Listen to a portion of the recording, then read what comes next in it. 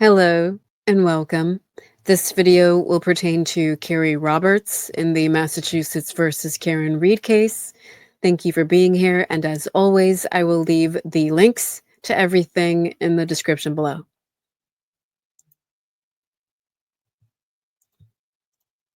Good morning. Yesterday, you told us a little bit about when you went into John's home at Meadows to look for him.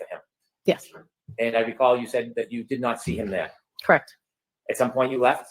Correct. When you went So I'm just going to start here by talking a little bit. Oh, people are like, what is a chelada? It is beer with clamato and spices. So, a lot of people online are talking about her as basically the most evil person on the planet. And that to me is not my read on her. My read on her is not that she is a liar, even, although we're gonna talk about that. My read on her is that she is, how do I put this? My read on her is that she is stupid. And that she is, what do you call it? That she is, I feel like she is not the, I'm going to say this as a person who's been this person, and not breaking out of being this person is one of the things that is the best thing I've ever done for myself. But, if you've ever been in that person in the social circle where you are not really like respected, but you're tolerated, and so you kind of just have to go along with what people are doing because that's your social circle, and you know, you're kind of the weak-willed person in that social circle. That's kind of the read I get from her. And I say this again, having been that person, having been the person who has got no social capital in their social circle and gets pushed around, gets sort of, you know, dominated by the other people, gets mistreated by the other people, and that's kind of my feeling about her. And I just kind of, I don't hate her. I feel bad for her. I genuinely watch her testimony and I feel bad for her. And that, you know, I just, yeah, now maybe I'm projecting too much because, as I said, I've been that person, right? I really appreciate that from Ian.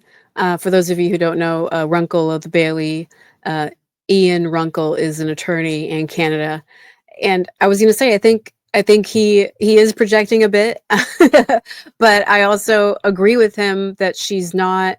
She seemed to be focused on what other people think of her. Like, this was her first time meeting Jennifer McCabe, Kerry Roberts. If I understand the timeline correctly, this was Kerry Roberts' first time meeting Jennifer McCabe, and it's like one of the first things that Kerry Roberts wanted to say to Jennifer McCabe is, Karen Reed is batshit crazy.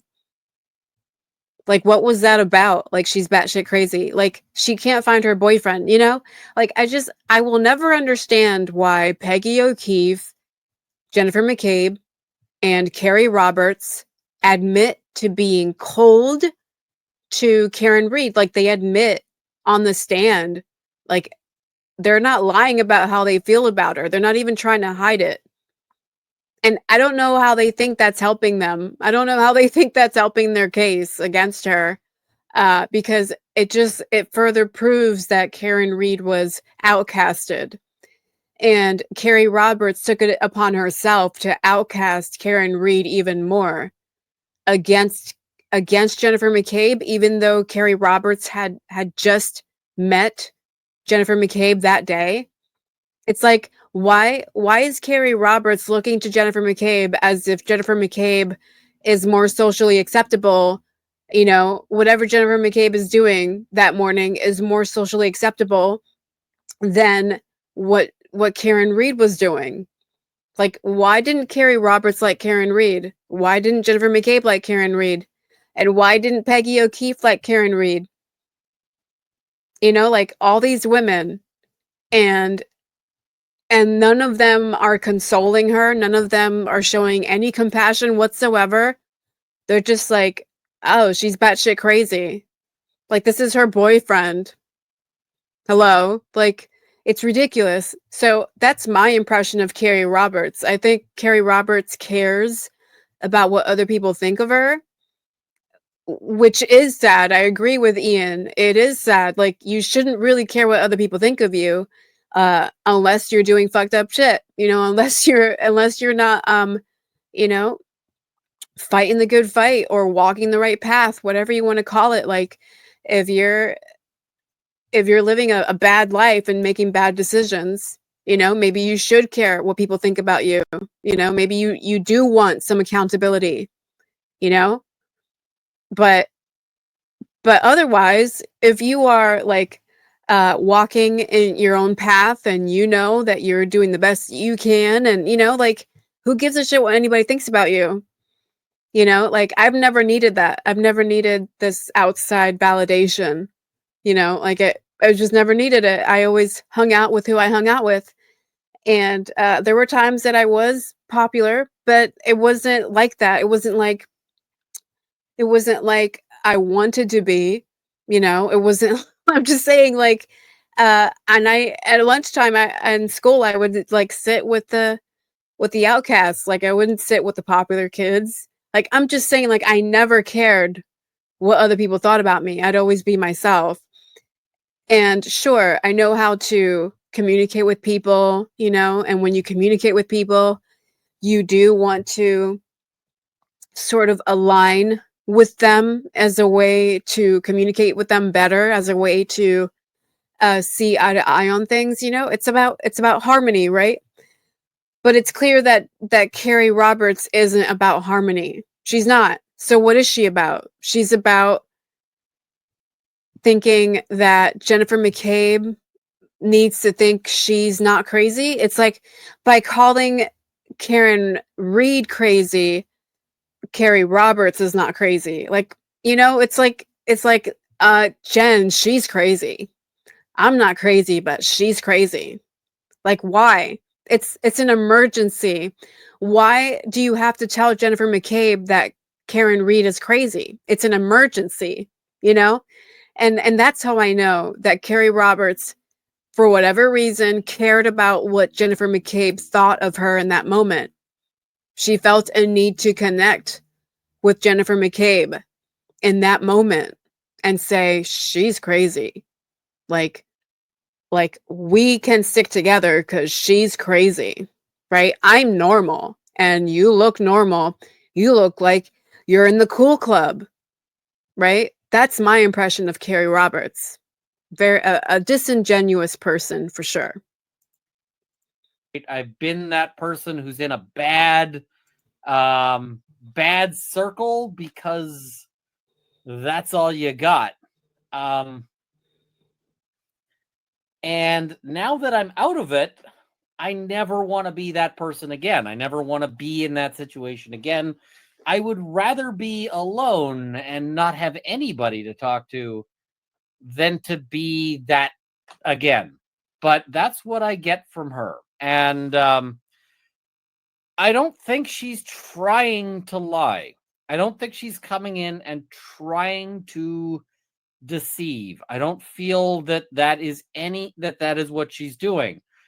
I think she's coming in and she is trying to tell the truth, but that her sort of view of things has been shaped and warped by the people around her who have influenced and controlled her. So And guys, again, Runkle, Ian Runkle is in Canada. Okay, I live in Massachusetts. Ian Runkle's all the way in Canada, and he can see this. He can see it. Like he can see what we see here. You guys get it? Like Ian Runkle knows that Jennifer McCabe manipulated Kerry Roberts, just like Jennifer McCabe manipulated everybody at the crime scene, and just like Jennifer McCabe has continued to manipulate the jury, just like she did during the first trial. In this retrial, just like she did in the first trial. And Ian Runkle, all the way from Canada, he can see it. and that's why I keep saying, like, the world is watching. People from countries everywhere are watching this case, and they can see the bullshit for themselves. And everybody knows that Jennifer McCabe is a manipulator. And if you have a pushover, someone who cares about what other people think about them, like Kerry Roberts, someone who needs to be in the cool club like Kerry Roberts, because that's another thing. Like, I know my own identity, right? I know who I am. I know what I like. I know what I don't like. I know what I stand for and what I won't stand for, right? And that's part of like owning and yourself and being genuine, standing in your like authenticity, right? And everybody should learn that at some point. It's also part of maturing. It's also part of growing up. Like if you care so much about being in the cool club when you're in your 40s and 50s, it means you never actually grew up. It means you never actually grew out of high school. And that's how I identify, like how I categorize Jennifer McCabe, Nicole Albert, Kerry Roberts. Like they're all worried about being in the cool club, you know? Or at the very least, they're all worried about being in power, being surrounded by people with influence and power, right? And I think Kerry Roberts picked up on that, you know, and if Kerry Roberts knew who she was, if she had a strong sense of self, you know, if she could stand in her own like authenticity, she wouldn't give a damn about what Jennifer McCabe thought, you know? She wouldn't have to fit in with Jennifer McCabe. It's disgusting how Jennifer McCabe has like reeled Kerry Roberts in, you know, and some people think Kerry Roberts knows. Some people think Kerry Roberts knows what happened to John O'Keefe, and some people are undecided. Some people don't know. Some people think it's all Jennifer McCabe. Jennifer McCabe manipulated Kerry Roberts, and Jennifer McCabe manipulated Peggy O'Keefe. And just like Jennifer McCabe is manipulating this jury, it could very well be all Jennifer McCabe, but to me, there's still a slight possibility that Kerry Roberts knows more than she's telling us.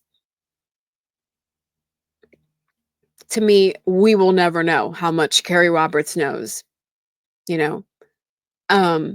But even if, like Ian Runkle is saying, like he thinks she's stupid, even if she is stupid, like even if you're stupid, you have to take responsibility for your actions. You have to take responsibility for your stupidity.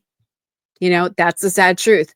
We all have to take responsibility, even when we're being foolish, even when we're not using our heads, even when we're just doing shit to fit in, right? And I'm just saying, for their ages, for Jennifer McCabe and Kerry Roberts, like it's inappropriate. It's, to me, it's a reflection of their immaturity that they have to feel like they have to fit in, you know? So whether Kerry Roberts is a victim or not, she still has to be responsible. She has to take responsibility for her involvement in all this. You know, like, why isn't Kerry Roberts listening to the science? Why isn't Kerry Roberts listening to the FBI? You know, why isn't Jennifer McCabe herself listening to the FBI? You know, why are neither of them listening to the ARCA experts who said no vehicle ever hit John? And that's pretty pitiful if your allegiance with your friend in this extremely controversial situation, your allegiance with your friend and that cool Canton club is more important to you than the truth, than science. And again, even if that is the result of Kerry Roberts' stupidity, she still has to own it. Nobody gets to get away with like their stupidity. Like we all have to own our faults. That's my read. You guys do not have to agree with me. And I know that there's a lot of people out there. I've seen a lot of people out there who are just like, fuck this person, I hate her, and whatever else. And there's a moment in this where she talks about how her and Jen, and keep in mind, Jen is very much in the in group. She's with the McAlberts. She's in the like popular, awesome people, right?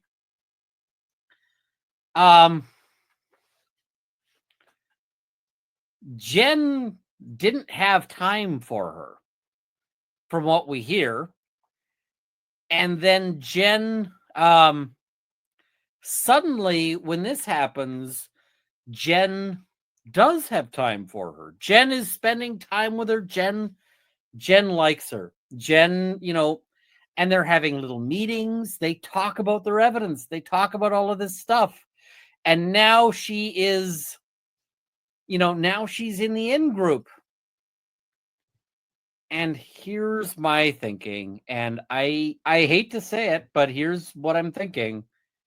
Kerry Roberts is in the in group because as long as this trial is going on, she's useful. But eventually, she's not going to be useful. Either Karen Reid's going to be acquitted and she cannot be retried, or Karen Reid is going to be convicted and she's going to be in jail. And at that point, my thought is that Kerry Roberts is going to be slowly drifted out of her group again. She's not going to get invited to the thing. She's not going to have the parties. That's my feeling on all of this. And again, I could be wrong. This is my thoughts. This is my read on her as a person. Yeah, that maybe she gets used a lot, right? Because again, if you don't know who you are, and if you aren't able to stand in your own authenticity because you know what you stand for and you know what you won't stand for, it's like that expression, like if you stand for nothing, then you'll fall for anything. And it could very well be that this is who Kerry Roberts is.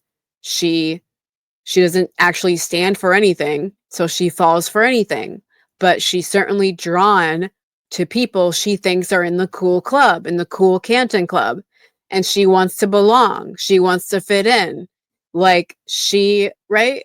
She doesn't want to be associated with Karen Reid because they all say Karen Reid killed someone, right? She wants to steer clear of Karen Reid.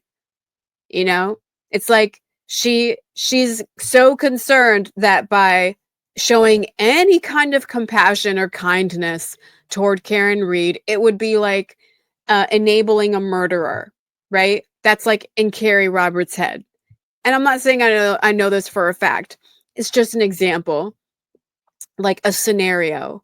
Like Kerry Roberts is so focused on what other people think of her, and she's so insecure, and she doesn't really have a social club outside of Jennifer McCabe's club, right?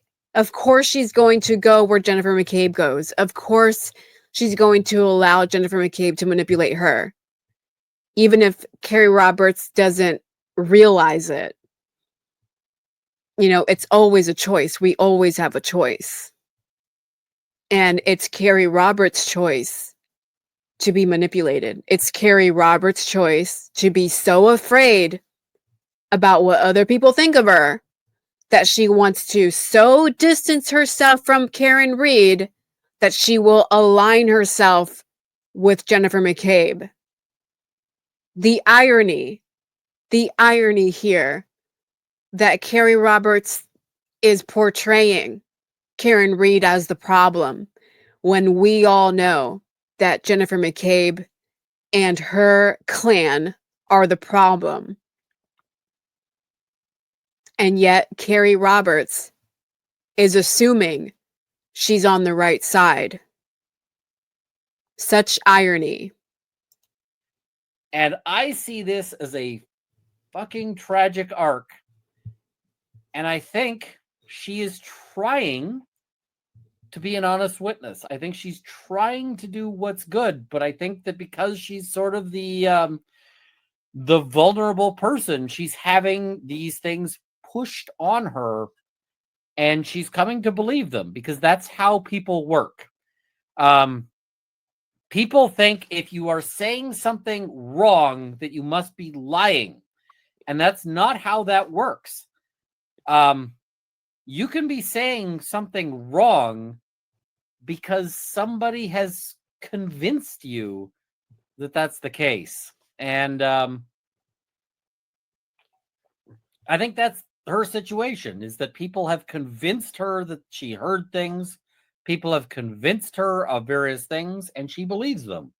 I don't think she's coming in trying to lie, if that makes sense. I don't think there's any intentional, volitional lies. And I want to jump to, we're going to jump right ahead to some of this stuff here. Take me to the chapel so I could say a prayer. So she did. She took me to the chapel. And then when I came out, she took me into her office and explained to me that a Dr. Rice was going to come talk to the family and take them into an office and talk to the family. And then the family would be able to go see John. And yeah, this is the thing. People who've never been manipulated badly don't understand this. When I say this as the guy who's been in that position. And from out of that position, I hate the person I was in that position. Because when you're in that position, you are not really a person. You're not really making moral decisions. You're making practical, sort of weird survival decisions, if that makes sense. So yeah. I get exactly what Ian Runkle is saying, and it's also akin to being in a cult, So when I say it's Kerry Roberts' choice to be manipulated, I mean that I personally think Kerry Roberts cares about what other people think of her. And that's why she's going with the cool club. The most suspicious people in Canton. She's choosing to side with them because she thinks she's in the cool club. So I'm saying that's a choice, And if she is manipulated in that process, if that is the result of manipulation, it was her choice. But I agree with Ian that in a real abusive situation where you're being manipulated by a master manipulator, it's not really a choice. When you're dealing with a wolf in sheep's clothing, it's not really a choice. That's why they're so good at manipulation. That's why they are master manipulators, because the people they manipulate don't know that they're being manipulated. But again, guys, if you stand in your true self and if you've experienced enough manipulation, you eventually figure out when you're being manipulated, And sure, some lessons are harder than others. Some forms of manipulation are less detectable than others. They're more difficult than others, right? So it's like Ian Runkle sees Kerry Roberts as a victim, but I don't. I think if this were like an abusive situation, an abusive relationship, sure, that'd be a different situation. But Kerry Roberts is a grown-ass woman. Jennifer McCabe is a grown-ass woman. These women are in their 40s or 50s, right? And Kerry Roberts doesn't need Jennifer McCabe, right? But Jennifer McCabe needs Kerry Roberts to support her narrative, to be another so-called witness to judge Karen Reed and call her crazy, to further ostracize her and make her the problem in this entire situation. And I agree with Ian that they are totally using Kerry Roberts, and more than likely when this is all over, they will distance themselves from Kerry. They will no longer need her, the Canton Club. So I'm saying this is still Kerry's choice, as an adult, as someone who has been around, as someone who has children. You got to know what manipulation is when you've got children, especially, and I'm a mother. I know what I'm talking about. I've also been manipulated. I've been in several abusive relationships. I know what I'm talking about. Eventually, you have to take responsibility. You have to learn, and when you're dealing with someone as overtly manipulative as Jennifer McCabe, you have to be dumb. As Ian Runkle said, you have to be stupid to fall for it, to fall for Jennifer McCabe's manipulation. You have to be just a bit inexperienced, a bit immature. But again, as a parent, you want to know what manipulation is because you want to protect your children from it, and you want to teach your children about it when they're at an appropriate age, obviously. You don't bring someone like Jennifer McCabe around your children and say, "Hey guys, this is a really good friend right here." No. No, Kerry Roberts, you got to do better. Yeah. Did you get a chance to see John? I did. Would you be willing to tell us a little bit about what you saw? I waited in the waiting area. I spoke to my mom. Phone calls were coming in because people had heard what happened.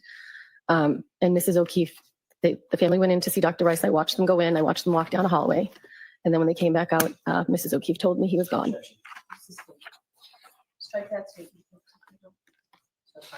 Without telling us what anybody said to you, please just share with us what It's you a saw. really, really good I went. comment if you guys see that on your screen.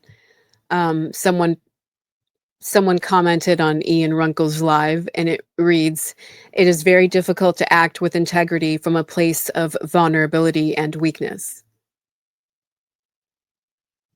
Yes, absolutely. That's all true.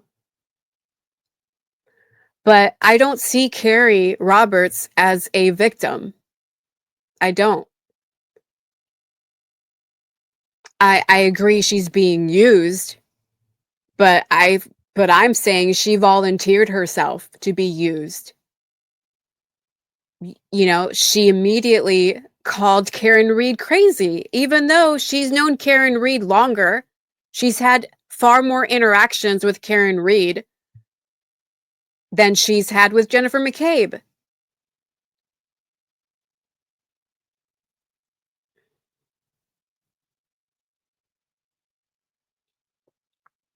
So I'm saying, of course that's true.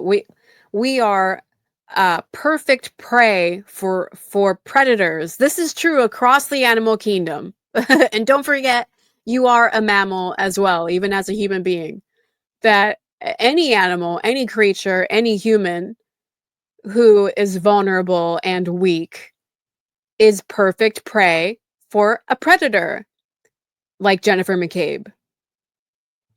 Absolutely, that's true. I just slightly disagree that Kerry Roberts is a victim here.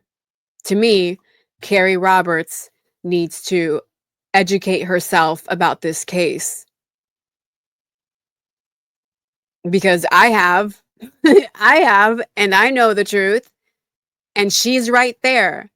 She was right there, and she doesn't know the truth. Into the hospital room, and John was in a neck brace. At this point, there was a trail of blood going toward the gurney of the bed that he was on. This time, both eyes were filled with blood. They looked like raccoons. That's the only way to describe it. I thought he was going to look better seeing him in the hospital because he had been worked on, but he was not. There was much more blood. Were there any other ways that John looked different in the hospital than when you first brushed the snow off his face in the front?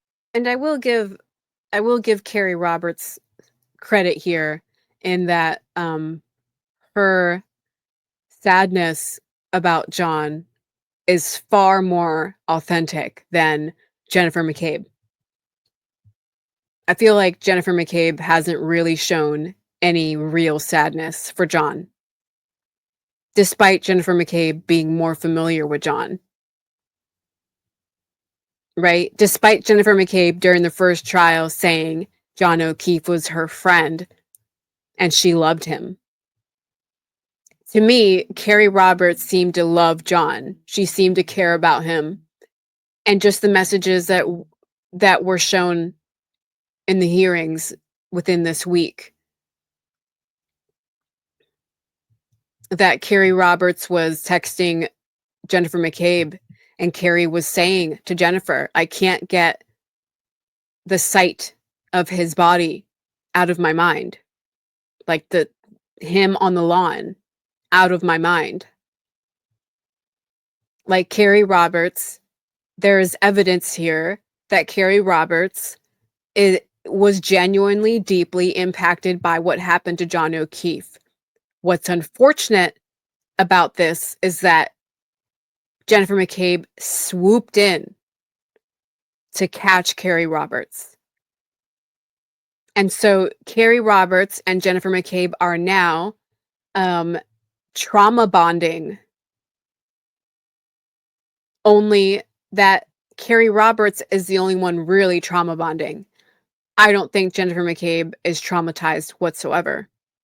The way in which Jennifer McCabe handled this entire situation is almost like militant. It's like so apathetic, like completely detached, even from her first 911 call. There's a man in the snow. She immediately detached herself from John O'Keefe for whatever reason, probably to psychologically protect herself and her sister from what was happening to John O'Keefe. Right? Just disassociate with him. He's not even a name anymore. He's just a man.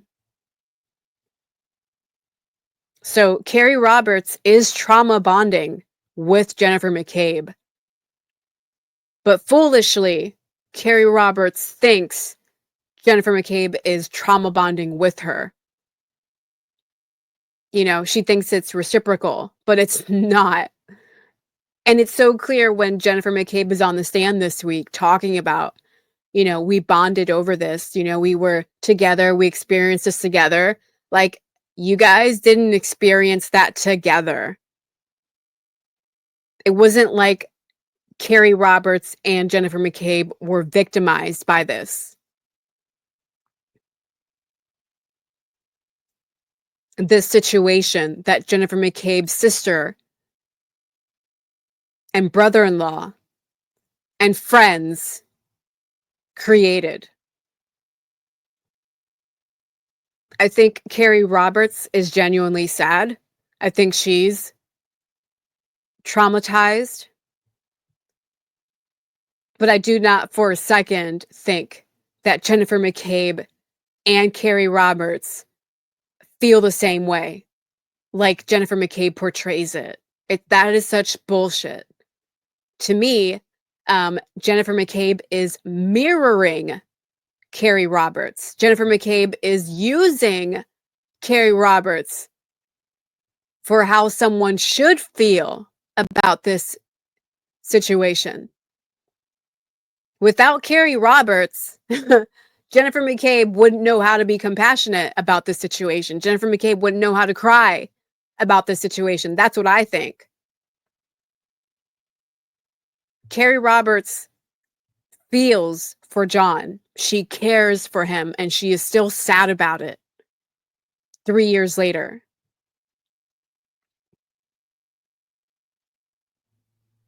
But Jennifer McCabe is not still sad about it. Jennifer McCabe wants the jury to think that she and Kerry are in it together and they are victimized together, which is far from the truth. Front of Fairview. When I brushed the snow off his face, his left eye was fine. It had an ice cube on it that I pulled off, but the right eye was out to here, like a golf ball. When I got to the hospital, both eyes were swollen with, it looked like blood. They looked purple. Your Honor, may I approach? Yes. May I quickly approach sidebar? Okay. I hate this, and you're gonna hate it too.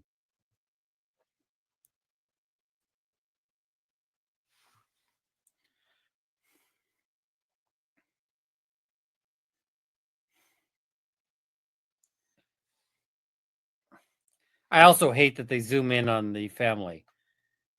I mean, I know people don't like this guy. I feel bad for him. And I mean, that might just be that I have way too much sympathy for everything. But I feel bad for everybody in this case. With the court's permission, may I approach? Yes. Well, not everybody. There's some people I don't, but we'll talk about them when they come up.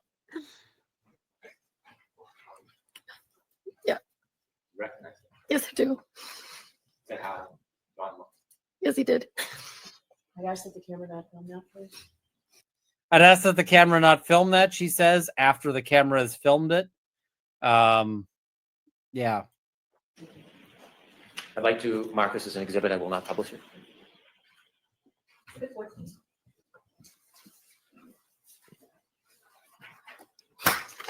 Guys, I don't think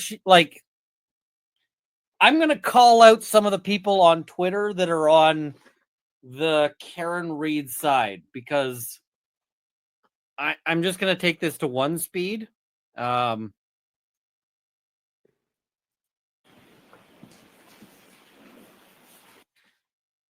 She is not faking this.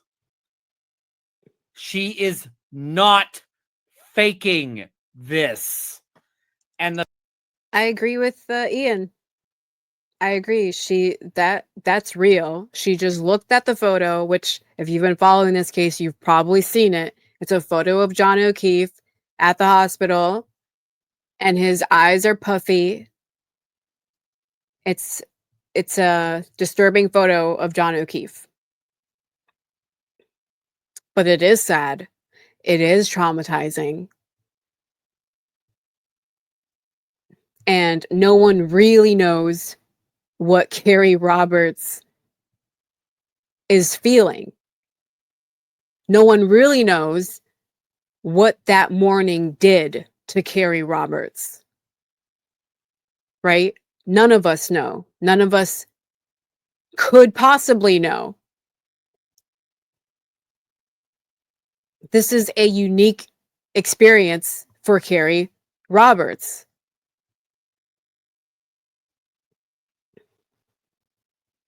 It's a completely separate story all its own when you think about it. Her relationship with John O'Keefe. She knew him for years. She helped him with his niece and nephew. So I'm saying her reality with John O'Keefe is entirely separate from the reality that Jennifer McCabe and the McCabe's and the Alberts and Brian Higgins want the world to know. This false reality. Kerry Roberts did not have a false reality with John O'Keefe. She had a real reality with him for years.